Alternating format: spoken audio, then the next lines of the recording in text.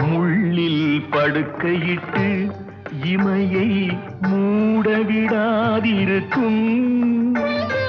பிள்ளை குலமடியோ என்னை பேதமை செய்ததடி. பேருக்கு பிள்ளை உண்டு, பேசும் பேச்சுக்கு சொந்தம் உண்டு.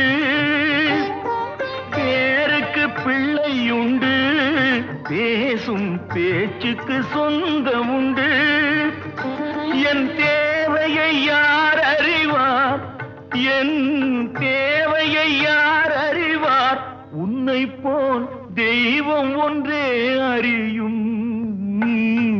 உன் கண்ணில் நீர் வழிந்தால் என் நெஞ்சில் உதிரம் கொட்டுதடி.